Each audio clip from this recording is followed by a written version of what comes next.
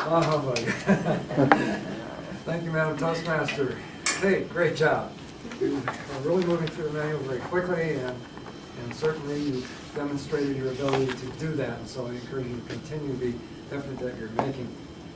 Kate's speech was the number 3 speech called Get to the Point, where the speaker is to prepare a speech that has a clear general purpose, to inform, persuade, entertain, or inspire, and a specific purpose. Beginning, body, and conclusion should all tie into and reinforce the purposes. The speaker is to project sincerity and conviction and strive not to use notes.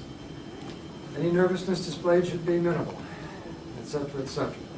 Well, I think we saw that Kate was not nervous up here. She was talking about something that I suspect she's talked about before. And this is perhaps another version of the same overall talk, because the general purpose of the speech, first of all, was to persuade. It became very clear right from the outset, and the specific purpose was to focus on women's issues that needed attention in the present political environment.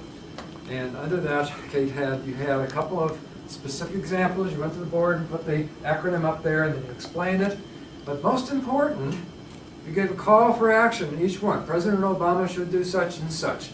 Congress should do such and such. You didn't leave it hanging in the middle. Well, here's a problem, now I'm going on to the next problem. Instead, here's a problem, here's a solution, now I'll go on to the next problem. So this was a very effective way to handle this, and you're going to get far more believers and people adopting your own cause than you would by leaving things hanging in the air. So congratulations on that. Now, because of the nature of the speech, and because Kate really wanted to make sure she said exactly the right words in the right place, she did use notes. But she had note cards that were specific. They weren't really distracting. She kept her eye contact up.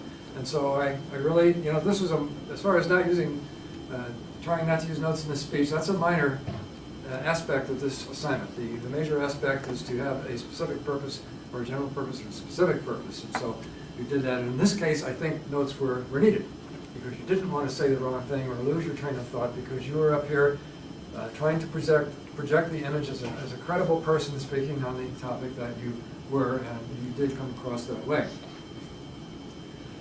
I also particularly enjoyed your eye contact and your vocal variety. You were strong up here, you had good lectern presence, and all of this added to your message. If you hemmed and hawed up here, then we wouldn't find you near as believable or as credible as you were.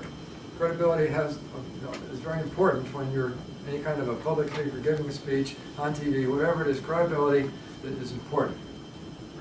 Now, a couple of suggestions I would have. First of all, you had 2 excellent examples. I would suggest getting a third. 2 was not enough, and you barely got over the low hump at the time. So you had time to bring in more. And people tend to remember things in 3s better than 2s or 4s or 5s. So I'm sure you can find a third issue that you can toss into this speech the next time you give it. And the other thing was very minor. I think before you get up to the lectern, get yourself together. You were a little bit ruffled up here at the beginning. You were fooling around, tucking in your shirt and so forth. And try to do that before you actually get to the lectern where we're all watching you. And other than that, that's a very minor thing, though. A very credible speech, very sincere, excellent platform presence. I really enjoyed your speech, and I look forward to your continuing progress in the manifesto.